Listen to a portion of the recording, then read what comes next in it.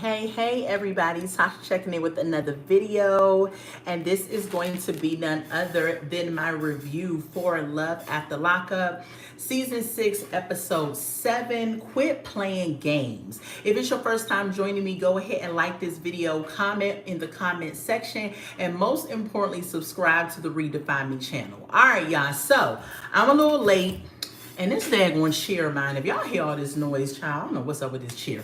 But anyway, I'm a little late, y'all, coming out. I'm supposed to be out at 6 o'clock. However, it's been a busy day today, and I ended up being on the phone with my sister. Time got away from me, and so yeah, this is why I'm just now here. So whatever, I am here, and we're gonna go over this lackluster episode. Okay, if I had to give this episode a rating on a scale of 1 to 10, I'm going to give this episode a smooth 4. Okay, y'all let me know what y'all would give this episode. I just feel like it was not giving anything. What's up, Sasha? What's going on? Welcome to the live. This episode was so boring. I freaking looked away so many times. I almost fell asleep. I was like, what the heck is going on? But anyway, y'all, let's get into these couples. All right, who I'm gonna start with first? Let's talk about Will and Courtney. All right, let's get them out the way. All right, so they get to the hotel. Y'all know it's the he asked her to marry him and everything, and so they get up to the hotel. Right, Will lets us know that that ring was $10,000. I was like this. Why do these people keep spending all this money on these rings for these people that just got out of jail, that they don't even know if it's going to work or what's going to happen or nothing? I hope he got a good return policy, because on this episode, Courtney let us know that she don't really want to get married to this dude, and not that quick though. I mean, but he keeps trying to speedball this situation because he keeps thinking that if they get married, then that's going to help with her being able to move with him to California. I believe that's where he live at. Okay.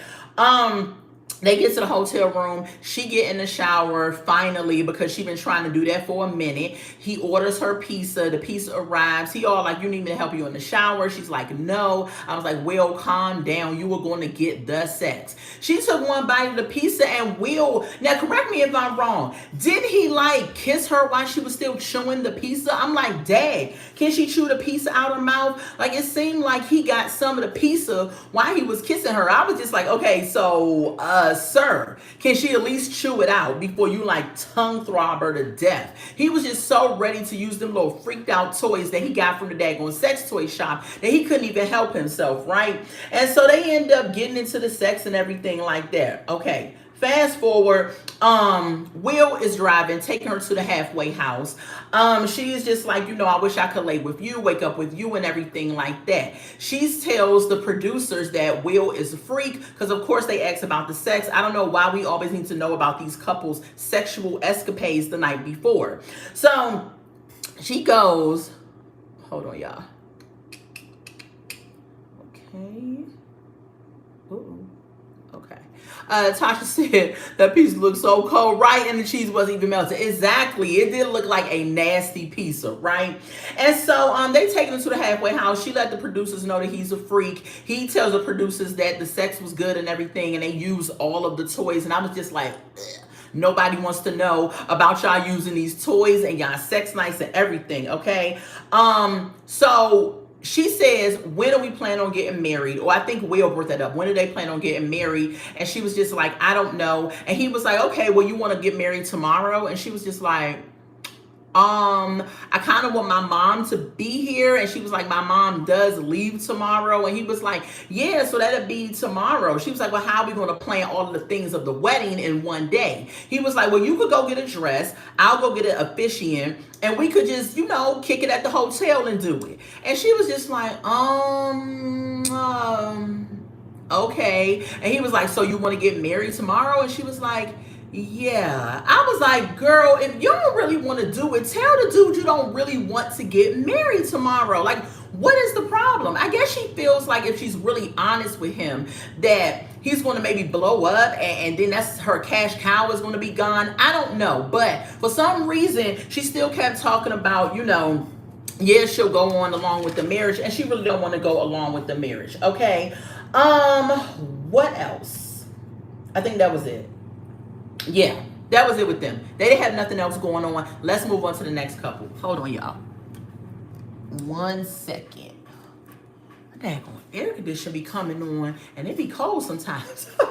So let's get off of Will and Courtney. That was it with them. They didn't have nothing else going on. Let's move on to the next couple, which is going to be Brooklyn and Brian. Okay, we finally got more from Brooklyn and Brian because y'all know they haven't been really given anything. Okay, Brian is getting out the halfway house. Okay, Brooklyn is on the phone with him. She's like, I'm on my way to come pick you up. He spent 3 weeks in the halfway house and now he is a free man and will be paroling to her house. Okay, let's continue on. What's up, Des? How you doing? How you living? So he's going to be paroling to her house. Okay.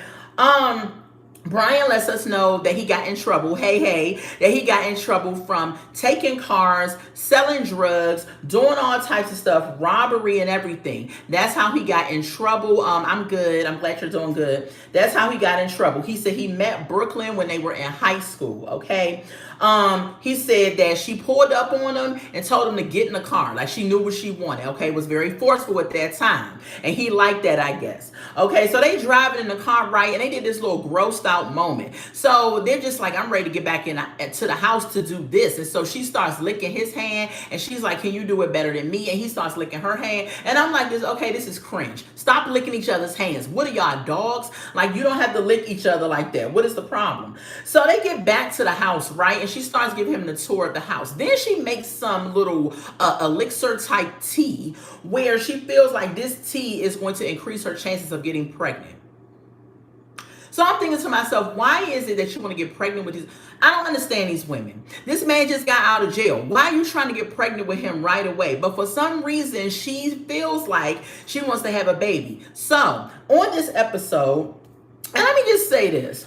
I wish that women who are plus size women would dress for their size. We got Brooklyn up here looking like a pack of busted biscuits in this daggone one-piece bodysuit. She looked so horrible. And I was like, what is wrong with these women? Dress for your size. If you're plus size, get the proper sizes. You're a big girl. Get the right sizes, okay? What is the problem? I just don't get it. They end up pulling these smaller sizes and look crazy. And then now they want us to sit up here and just look at it. It was disgusting. Anyway, moving on with them. I had to throw that in there.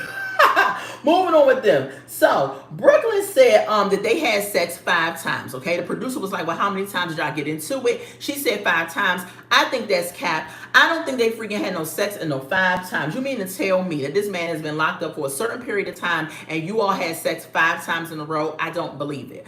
Dad says he's going to get back in jail and not getting care of his kid. And not getting. He doesn't have a child. This episode, we meet Brooklyn's child. Now, I don't remember if Brooklyn even said that she had a child in previous episodes, but this episode we meet Alana, who is Brooklyn's child, okay? Before we get to the child, though, she asks us about the picture that was on the back of his iPad. And I was like, why do we care about this picture? Why you keep trying to ask about this picture? Obviously, it was some chick that he was talking to, that he was passing the time while he was in jail for some reason, okay? So, they go and rip up the picture together or something as some type of solidarity, I guess, that he's just with her and not with this girl in the picture. Girl, okay, that don't mean he's just going to be with you, okay? So all of a sudden, in comes Alana, which is Brooklyn's daughter. She jumps into Brian's arm and she's like, bestie. She calls him bestie.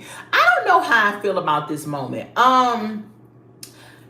Because Brooklyn lets us know while he was locked up, he would get on the phone and he would call Alana and they would have great conversations and everything. It seemed like a very pure moment. I think Alana really does like Brian, even probably loves Brian. They sat in her room and they had a conversation and Alana interrogated him like she was the police. She was like, why'd you go to jail? He was like, I was being bad. She was like, what did you do? He was like, I did some bad things to people. She said, like what? And I'm telling you, I was here for it though. I was like, Alana, dig in on him to find out what the problem was because you need to know.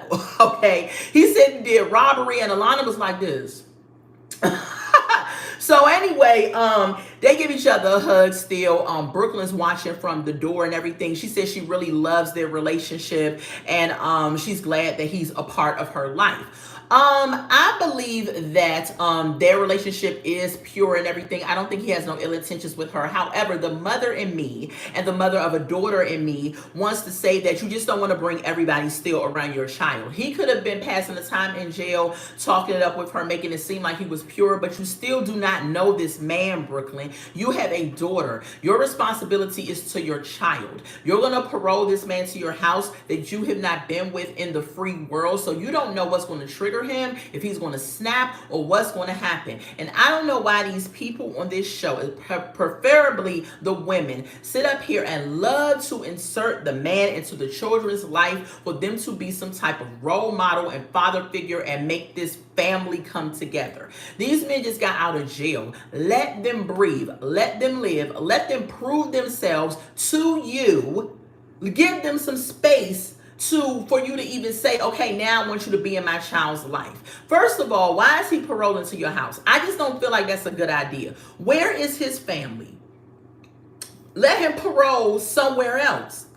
And then let him prove himself to you and your daughter. Like, I don't know why they want to rush everything as soon as they get out of jail. Because in their mind, they've been in this relationship with this person for maybe a year, maybe two, whatever. And they're like, it's been a long time and I really just want to move things along because I had to deal with you in jail and I want to make this family and things work on the outside world. However, it don't work like that. The person still got out of jail. They still have to go through a process. They still have to be desensitized from the system. And the fact that y'all sit up here and keep trying to make these men come out and be everything to you and your child is wild to me. I just don't get it. But anyway, she gonna do what she gonna do, right? And we sitting here watching the train wreck happen because I don't believe they're going to stay together. Now, I could be totally wrong, but I don't know. I just don't know.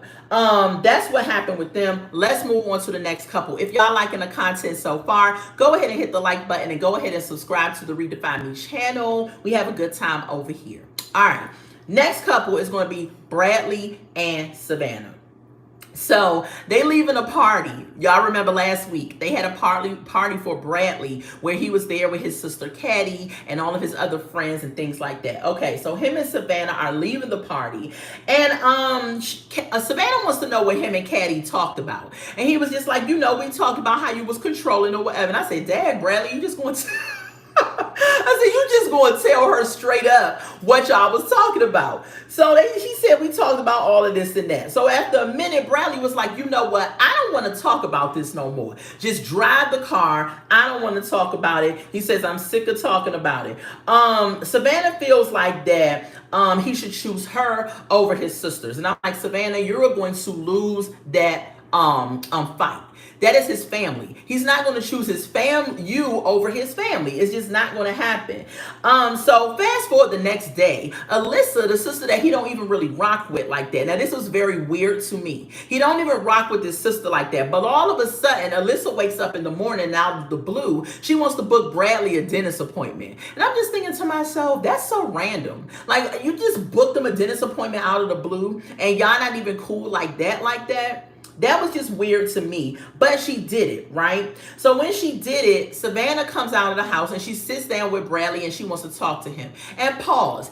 Didn't Savannah's grandmother tell Savannah that he could not stay at her house, that he could come and visit, but he could not parole at that house? So how is it that it seems like he is at the house living there? I mean, I'm just confused. Maybe I missed something, but I thought her grandmother said he wasn't going to parole at her house. I don't know. Y'all let me know. However, Savannah comes, she sits outside with Bradley, and Bradley then tells her, listen, Alana made me a dentist appointment the next day, and it's going to be at 8 o'clock in the morning. And so Savannah is like, why would she do that? How you going to get there? Are you expecting me to take you? It was just a lot of attitude for the dentist appointment that I just feel like was unwarranted. I'm like, why are you mad because he has a dentist appointment? I'm just like, what is wrong with with this chick? It's almost like she's always trying to find something to pick at him and be mad with him about, right? I think because she's trying to control him, because she knows he just got out of jail and he don't have nowhere to go. He has family. Like, I don't know why he just didn't go with his family. However, she feels like she is the it factor for his life and his support system and everything. And so she feels she has the right to be controlling, ask him questions, just make his life a living hell at this point, as if he's still in jail. So Bradley gets an attitude. He gets mad. He says, you know what? I'm sick of this. I'm sick of this B. She getting on my nerves. He jumps in her car, which I thought was wild. He jumps in her car and he peels off. He rides away. He's like, I'm sick of dealing with her. I don't want to talk to her no more. So he rides off. And Savannah is just like, did he just ride off in my car? I'm just like, yeah, girl, he just rode off in your car. So he rides off, right? When he ride off, Savannah calls Alyssa, his sister, and she's like, could you call your brother and tell him to bring my car back, because he just rode off and it's not even in my name, it's in my mom's name. Okay, while she's calling Alyssa, we pan over to Bradley and he's on the phone with his friend and he's like, I can't take it no more with her. She's very controlling. I was on Instagram one night. Well, that's when he was talking to Alyssa. Alyssa calls him too. And so he's just telling his friend he can't take it. He cannot take this. He cannot deal with all this controlling, manipulative ways about Savannah. So then Alyssa calls and he tells his friend, Alyssa's calling, he gotta go. Alyssa says, what's going on? He's just like, Savannah get on my nerves. I was on Instagram one night. She over my shoulder looking about who I'm following and what I'm doing on Instagram. And then he also says, that he just had to get out of there. So Alyssa says, listen, you might want to bring her car back, okay? Because she's talking crazy, like, I don't know, like she might call the police or something and get you locked up for stealing her car. So he's like, all right, let me turn around and take the car back, right? So cool. Savannah says the car is in her mother's name. And when she was outside funning and gunning and on drugs, her mother will call the cops on her. She at least called the cops on her 3 times. So she was like, she don't want no smoke with her mom, so bring the car back, okay? And that's it with them. Nothing else happened with them. Y'all let me know what y'all think about Savannah and Bradley. I'm just over them. You know what I'm saying? They're a boring couple. I just don't think they got nothing going on. Savannah is getting on his nerves. I don't know why he just won't call his sister Caddy and say, hey, let me parole to your house or something. It just isn't going to work with them two. But anyway, let's move on to the next couple, y'all. Thank y'all for joining me for this review of Love After Lockup, Season 6, Episode 7. All right, what's the next couple? Sorry, y'all. Y'all know I take notes. Let's get on to Alexis, Julius, and Ashley. Okay. Ashley, we open up Ashley. Y'all know Julius left her because she said last week that I must put a spell on you. And he was like, whoa, where's the door? So Julius leaves, of course, her hotel room. He waiting outside probably for his Uber to come and whatnot. Ashley is in the window crying. She's just like, oh, he has a girlfriend. Did he leave yet? And I'm like, Ashley, get over it. Okay, this dude showed his tail to you. He showed you who he was. He doesn't want to be with you. Just be over it. Okay, he don't want to be with you. Move on. She says she feels embarrassed. I understand how she feels, because nobody wants to have a guy sell them a dream and then not live up to that dream. Okay, and so she feels embarrassed and she's just over Julius. She can't believe this is happening, the whole nine. Okay, now fast forward to Alexis. Alexis is on the couch, right, while she waiting for Julius to get back, and she talking to her friend, talking about, yeah, girl, the sex was good and all of that. The girl was like, did you use protection? She's like, no. And she's like, did he pull out? She's like, nah, I don't think he pulled out. Pause. You know he didn't pull out, okay? And how do we know she know he didn't pull out? Because fast forward to today, Alexis is supposedly pregnant by Julius, okay? Yeah, he didn't pull out. And she's an idiot for allowing this dude to shoot up the club and give her a baby. That is the stupidest thing. I just cannot believe she even allowed him to do that. If I was messing with a prisoner and he got out and he wanted to have the sex, dude, you're wearing a condom. And if you don't wear the condom, then you don't get up in me. because we're not about to have a child and you just got out. You ain't got no job. You ain't got nothing. You ain't even proved to me that you were going to be faithful to me, because Alexis tells us that she got a feeling in her gut that he got somebody else. Okay, so Julius walks up in the house, right? He's like, what's up, babe, and stuff. He sits on the couch, and when he sits on the couch, right away, he gets on the daggone phone, okay? I'm just like, it's disrespectful. He's not even looking at her, talking to her or nothing. He sits on the couch and he gets on the phone. Who the heck is you texting on the phone? And that's what Alexis is trying to figure out, right? So, how the heck, hold on, y'all. My air conditioner keep playing games. So she's up here like, okay, well, how's your friend? What's going on with him? Because he told her he was going to go see his friend. He was like, my friend's cool, the whole nine. Okay, fast forward. She's going to end up the next day taking Julius to see his parole officer. He sees his parole officer. He finds out, hold on. He sees his PO in the morning, and everything is cool with that. Fast forward, she's talking about there's still some gut feeling that he messing with somebody. So they decide, while he's in the car, Ashley texts him, right? Ashley texts Julius and says, you know what? Because you did this to me, I'm about to put you on blast. Now, I don't know what blast means. I don't know if Ashley is about to go on Facebook and post all of Julius' information on Facebook, but she said she about to put this dude on blast. Now, I don't know, but that's what she said. See, a woman scorned is the worst thing that you can do, because she's going to be on get back, especially the way that he treated her. And she's like, I'm about to get you back. So now Alexis and Julius is in the car. She up here looking over to him because he's texting on the phone per usual. And while she's driving, she's holding the phone in her hand. And I'm like, Alexis, put the phone down, ma'am. I hate people that's holding phones in their hands. You're going to have an accident trying to hold your phone in your hand and drive at the same time. Like, why are you doing it? So anyway, they get over going on a date night. She said they're going on a date day because y'all know we got a curfew. So they get to this game spot, and it looked like a senior citizen retirement home. I said, where the heck are they at? They get to some spot where they playing board games. I said, how boring. If somebody had... If my husband said we about to go on a date and he take me to some type of board game place where we going to be playing board games, I'd be like, sir, let's find something else to do. He could have took me to a pool hall or something or anything, but that place looked super boring. So he decided that he didn't want to play no games that was in jail. So he decided to pick up Connect 4, and they started playing Connect 4. While they're playing it, she's looking at him like, and he's like, yeah, what's up? So she's just like, listen, something has been on in my spirit, in my heart. Are you messing with somebody else? And he's like, she's like, is it somebody else? Just tell me. And so he says, you know what? Yeah, there is somebody else. And she's like, you know what? I need a minute. So she gets up from the table and she walks out the door. She gets in the car and she puts her head down like she's having a cry or something. I didn't believe this moment, right? I didn't believe that she was having some type of cry. I feel like she already knew that it was somebody else, because that whole put your head down and fake crying, she was just like this. I was like, I don't think it was real. That's just me. Now, it could have been real, but I just don't think it was real. Then we see Julius come out like he looking for her and everything, and that was the end of this segment, okay? Nothing really happened all that on this episode, like I said. Let's get on to the last couple. Let me see. Is this the last couple?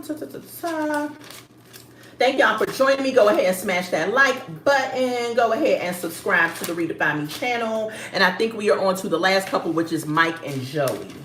Hold up, no, we got JK and Brooke. JK and Brooke. But let's get to Mike and Joey first, okay? Then JK and Brooke. All right, so Mike says he got to go to the halfway house and sign in to let them know that he's staying out that night, okay? So he gets to the halfway house. He does that, okay? He comes back to the hotel. And he's saying that, hold on, y'all, hold on. Okay. He's driving back to the hotel. He's saying that Joey is annoying, basically. Mike doesn't like Joey. He says he's annoying. He says he gives him daddy vibes. He just does not want to be bothered with him, okay? He's just like, Joey is just too much. And he's overpowering. He's intrusive. He's just all over the place. He's all over him, and he's sick of it, okay? He goes back to the hotel room, and he tells, Joey says that, what are you going to do? No, I'm sorry. I'm getting confused. He goes back to the hotel room, right? And they end up having some little night or whatever, and they ended up not having the sex, okay? Which, you know. So the next morning, him and Joey are laying in the bed, and he's just like, "What are you about to go do?" And he's like, "I gotta go apply for Medicaid, and I gotta go apply for food stamps." So he's like, "Do you want to come with me?" And Joey is like, "Well, I could come with you," but then Mike was just like, "Well, you probably gonna be bored." Mike don't want Joey around. He does not like him. Okay, he does not like him. He feels like that Joey is a good guy, but he doesn't want to be bothered with him. Joey is too squeaky clean for Mike. Mike wants somebody to run through him with the sex and give him the drugs. That's what he wants, because he lets us know that he wants to do what he want to do, because he doesn't know how long he's going to have out. See, he's already planning to go back to jail. We already knew this. We all know that watched the show that he's going back to jail, but he's up here and making it seem like that he's trying to be a good guy and in Joey's life. See, he's unstable and he's out of whack in his mind, but all he wants to do really is have some sex and have some drugs. He don't want to be bothered in a relationship, but Joey is too goofy at his big age to understand that this dude is playing you. Okay, so anyway, Mike goes to the Medicare place and apply for the food stamps and stuff, and I'm like, pause. How the heck he just got out of jail and he can get food stamps? I sit up here and work a 9 to 5 and be up here slaving in this economy, and I can't get no food stamps. I'm like, why I can't get no food stamps? At least I contribute to society. At least y'all take taxes on my check and I pour into Social Security, and I can't get no freaking food stamps. I ain't expecting to get the same amount of food stamps as somebody who make less than me, but dang, I can't get, like, I don't know. You can give me a smooth $100 and I'm straight. You know what I'm saying? I'll put the rest into my own money, but dang, working class people should be able to get some food stamps.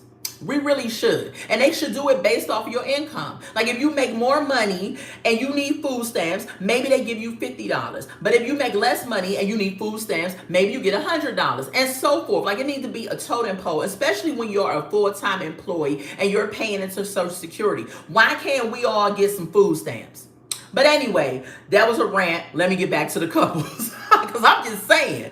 So anyway, he comes from the office, the Medicaid office, and getting the food stamps, and he heading back to the hotel. Now, he ended up taking Joey's phone, because he said, "I don't want Joey to be blowing up, calling me, trying to figure out where I'm at, getting on my nerves." So Joey was supposed to be back in the hotel room while he was gone, working out. But Joey was trying to find his phone. So he's tearing up the hotel room like, "Where's my phone? Where's my phone?" Now, in this moment, I understood how Joey felt, because I have everything on my phone. My phone is like a mini computer. If I'm going to the gym, I have my Apple Music on my phone. I get on my Apple Music and I'm at the gym. But if I need to do something with business, that's on my phone. Like, everything is on this daggone phone. So I get how Joey felt tearing down the room for the phone, because I would have probably done the same thing. So then he calls Mike from the hotel room phone, and Mike didn't answer. And he tries to call his phone. His phone rung, and that didn't answer. So all of a sudden, we get a new person that calls Mike's phone while he was out, and his name was Spencer. So Spencer is supposed to be like a best friend of Mike's, and best friend used loosely because they probably got involved with each other. I don't know, okay? But he says that he's going to hook up with him a little later. I don't know if Joey is going to feel good about him hooking up with his friend Spencer, because in Joey's mind, he going to think that that was one of his old jump-offs and drug buddies, so he's not going to want him to hook up with Spencer, right? But I think it's going to happen, because Mike going to do what he want to do. So Mike then gets a phone call from Joey, and he's like, because Joey said, "I'm going to go to the hot tub." So he goes downstairs to the hot tub, right? And then he says, he calls Mike, and he's asking Mike, "How long are you going to be?" Mike says, "Oh, I'm on my way back to the hotel." He's talking about, "Oh yeah, I'm down here in the hot tub. What's up, Janae? Hey, just popped in real quick, about to go out to eat." Okay, enjoy. Thank you for popping in. Go ahead, y'all. If y'all in the room, hit the like button and subscribe to the channel. All right, y'all. So he goes down to the hot tub. 2 minutes later, Mike pulls up to the hot tub, okay? Yeah, when I say please do not tell me these dudes are about to have sex in this hot tub, let me tell y'all something. That's why y'all shouldn't get in no hot tubs at these hotels and these other places because people is nasty. You don't know what they be doing in them hot tubs because Joey took his shorts off. He said, here goes my shorts. And he took them off, right? And then Mike, he says, there's some shorts for you on the counter. Now, I don't know if Mike put them shorts on, but Mike got in the hot tub. Joey was looking at Mike like he wanted him to do him in the hot tub. Okay, Mike leans over to kiss Joey, but then he moved back real quick. Like there's no chemistry between them, and Mike lets us know that he has no type of chemistry with Joey at all. So fast forward, Mike lets us know that the night that they had, it didn't go the way that he thought. They didn't have the sex. He said he don't feel no attraction to him, no chemistry with him, no nothing. So I'm just like, why are you wasting this man's time then, Mike? I mean, already y'all relationship is annoying to me and it's abominable, okay? But if y'all want to be on the show, you know what I'm saying, I'm just going to report my little tidbit on it. But why are you messing with the daggone man if you know you're not interested in him? And freaking Joey needs to grow up. This man almost 50 years old and up here acting like a schoolgirl, like he don't know when somebody is not into him. They just get on my nerves, both of them. Mike can't wait to go back to jail because all his boyfriends are there, and Joey is sitting up here holding out false hope that Mike is actually going to be the type of man that he thinks he's going to be. No, he isn't. Okay, he's just not that into you. Are you blind? Like, I don't understand it. Like who like you, and he don't like you. Moving on to the last couple. It's going to be Brooke and JK. Let me tell y'all something. Brooke got on my daggone nerves for real. Okay, she really, really did, because she keeps on trying to force a relationship with her two sons on JK.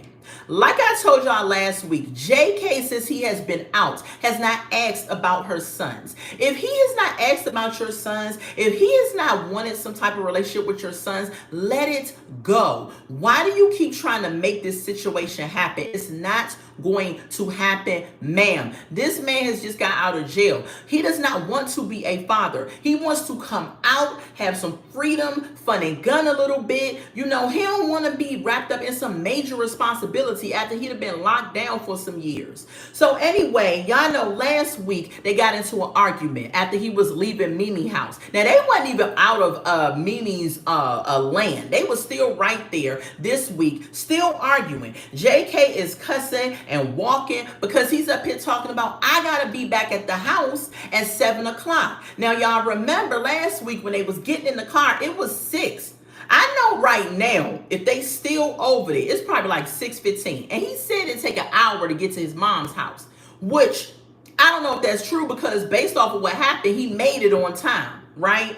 So he in the field, right? And he calls his cousin on the phone. Y'all know the cousin that was there, but the cousin probably left. He calls his cousin and he says, hey man, can you come and pick me up and take me to my mom's house, because this B over here tripping. In this episode, JK called Brooke out of her name so many times. I don't even like Brooke, and I felt like, dad, I would feel away. Like, you keep calling me the B word and this and that, and that's just disrespectful. So anyway, his cousin told him, dude, I cannot take you because I'm not close to where you are anymore. I'm already gone. It's going to take me a minute. So he opens the door and he's telling Brooke, like, Brooke, are you going to take me to my mom's house? Because if you don't, I'm going to go back to jail. Brooke is up here talking about, yeah, I mean, I guess whatever. You just broke a promise to my kids and stuff. I said, Brooke, your kids are going to be fine. They don't care about this dude. This dude been locked up for a period of time. Your kids ain't see him on a daily basis. They don't care about him, right? So stop trying to act like, oh, you're breaking promises to my children. Please. So he gets in a car. They start driving. They still talking reckless to one another. Brooke is up here creeping, and JK is like, why are you driving slow? Like, I got to get back by 7. So he takes the keys out of the ignition. Now, I don't know if he put the car in park neutral or whatever he did, but they was driving and he took the keys, okay? Because I think Brooke pulled over or something stupid. So she up here trying to cause issues with this guy that just got out of jail and has to be back at his mother's house because he's on an ankle monitor, so he has a curfew. So he took the keys out of the car. She told him, give me my keys back. Child, if I was driving down the road and I saw them two on the side of the road, because they looked like they was about to fight, according to us looking at it. So she's like, give me my keys back. He's like, no, I'm not giving you your keys back. Get in the car. And I'm driving because you up here poking along. I got to be back to the house. And she just like gave my keys. So he pushes her to put her in the car. She goes around and gets on the passenger side. He drives, okay? So while he's driving, they up here still having their little words and exchanges. Finally, they get to his mom's house and with 5 minutes to spare. So JK was probably hitting like 90 miles an hour. And you know what? I don't blame him, because if it was a threat of me going back to jail and I just got out, I would probably be hitting 90 miles an hour too, okay? So they get back to the mom's house. When they pull up to the mom's house, he's up there cussing Brooke out still, talking about, I don't know what's your problem, blah, blah, blah. Just when he's cussing Brooke out, the mom pulls up, and the mom gets out the car. She's like, whoa, I didn't raise you to be cursing a woman out. I don't care what happened. And he was like, man, I'm sick of her or whatever. So they go in the house because the mom probably like, we don't want the neighbors to see what's going on. So the mom go in the house with them, and JK tells the mom, you know, I'm mad because she tried to get me locked back up because I was going to miss my curfew. So at that moment, the mom was on JK's side. She was like, wait a minute, what? She was probably thinking in her mind, this hoe trying to get my son locked back up. Yeah, curse her out, son, because she is violating, okay? She got her nerve up here trying to get you locked back up. We don't do that. So the mom, Brooke was just like, you know, he made a promise to go see my boys. And the mom was like, well, he ran out of time. He had to be back here at 7. What is your problem? You want him to go back to jail? So,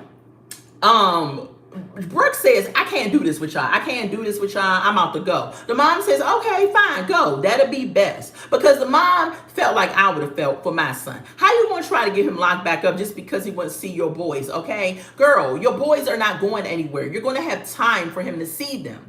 So fast forward, she's leaving out the garage or whatever, trying to leave the house. Now, before that even happened, y'all, I meant to tell y'all this. So while she's in the car, when they were on the grandmother's property, he was out talking to his cousin, trying to get the cousin to take him back to the mom house. She's inside the car on the phone with her mom. The mom is on the phone saying, where are you? I have had your kids for days. And I'm thinking to myself, Brooke, how long have you been with this dude? I know she's been with JK for like 2 days, and the kid's been with the mom. And the mom is probably like, where you at? Okay, I've been watching your kids for 2 days, and you still gone. Now, not only that, fast forward, he up here talks to her back into coming into his mother's house when she was about to leave. So now she spends the night again at the mother house because the next day is his party, his welcome home party. So that's day 3 that her kids still haven't seen her, and they're still with the mother. So now fast forward, day 3 comes. They're setting up for his party. And hold on, y'all, let me make sure I don't forget nothing. So in comes his cousin, Coleman. Coleman looked scary to me. Coleman had a big old piercing in his ear, piercings up here, tattoos. He had locks in his hair and everything. And I was just like, Coleman looks a little interesting, okay? So, JK's talking to him and everything, and he's just like, yeah, you know, me and Brooke having our issues or whatever. Brooke has come out the house, and she's just like, you know, what's up? He's like, this is Coleman and everything like that. Brooke then asks JK, can she see his phone? And I'm just like, why you need to see his phone, Brooke? She takes his phone in the house. She sits up in the room, and she starts going through the phone. JK is outside talking to Coleman and telling him, you know what, man, I already deleted everything off the phone, so she ain't going to find nothing, right? And so she up there in the phone looking, Thomas, I'm about to block his ex off of Facebook, and he got all these other B's on his phone and all this stuff that he deleted. He think I'm stupid, blah, blah, blah. He outside with Coleman. He asks Coleman, can I use your phone? I'm like, what are y'all swapping phones? Like, what the heck is going on? So he gets Coleman phone, right? When he gets Coleman phone, he goes to the side and he calls Alice. Alice is his ex that's still good with his family and all that other stuff, okay? That the one that the grandmother likes and everything, but she cheated. That's why her and JK not together. JK calls her. He says, I just want to confirm that you're not coming to my welcome home party because I don't want no drama. Now, he already told Alice not to come, but he's now calling her again saying, you know, just making sure you don't come. And he's like, I'm going to hook up with you the next day later. See, JK full of crap because he's trying to get with Alice. He really wants to be with Alice, but Alice cheated, so he now is just wasting his time with Brooke, especially because she has this show under her belt, okay? So now he gives the phone back to Coleman. Alice says she ain't coming. You ain't got to worry about it. Out comes Brooke. He's talking about, can I have my phone? Brooke gives him the phone back, right? So the stepdad is there on the grill, grilling the food, right? And Brooke goes over to him, and the stepdad is like, listen, the mom told me y'all trying to have a baby. Is that true? And she was just like, he was like, no, do not have a baby. Don't do it. I was like, whoa. The stepdad was like, listen, do not have no baby. He just got out of jail. Y'all don't need to have no daggone baby. So she's just like, it's just surprising to me that the stepdad is coming at me like that. It's just like, this is his idea to have a baby and blah, blah, and all of this. She's like, that has me second guessing. Like, maybe he has other women and all this other stuff. Because the stepdad said he has had more women while he's been in jail than the stepdad has had in his whole life. So now Brooke is up here looking like maybe he cheating, maybe he doing this and that and all of that. But Brooke don't care because she going to do what she want to do. If she want to have a baby with him, she going to have a baby with him. And it's just the whole foolery with this couple. I don't want to see them for real no more. They're not going to last. They're not going to make it. Brooke is insecure. She doesn't trust JK. JK is out here trying to live his life. Even his mom said that JK needs to not be thrown into fatherhood. He just got out of jail. He needs to take his time. And I agree with the mom. He needs to take his time to get reacclimated to society and not jump into this big old situation with you and your kids. Brooke's talking about the kids' fathers, because they got two different daddies, already disappointed them, and she don't want a third dude to come into their life and disappoint them. Well, Brooke, then you need to make better choices. Then they wouldn't have to worry about being disappointed, okay? Anyway, y'all, that's it with them. Let me make sure I ain't got nothing else with them. No. Excuse me. Yeah, that's it. That's all the couples, y'all. That was my review for Love After Lockup Season 6, Episode 7, Quit Playing Games. In my opinion, all these couples are doomed. All these couples are doomed. If y'all don't watch the show, this show comes on WeTV on Friday nights at 8 p.m. Y'all go check it out because it's interesting. Even though this episode was very lackluster, I didn't really care for it like that. I gave it a 4 on a scale of 1 to 10. If it's your first time joining me, what's up? I'm Tasha. Go ahead and click the like button, and most importantly, click the subscribe button. Replay watchers, shout out to y'all. Make sure y'all drop some comments and let me know what y'all think about these couples and this episode. I hope y'all had a happy, blessed Sunday. I had an awesome Sunday. I will be out tomorrow doing Motivational Monday, where I do a motivational short. Make sure your notification bell button is on so you can get all of the content that I drop. I also do hot topics. Good night, Kelly Dixon. I also do hot topics. I do a plethora of things over here. So if you like it and you love it, hit the like button and subscribe, and you all will be able to get all of the juice and the sauce that I am bringing to you all. Okay, I love y'all so much. Let me go because I am cooking dinner and it smells like it's ready to be taken out the oven. I hope y'all have a blessed Sunday. I love y'all so much. I really do. And I will talk to y'all later. Bye.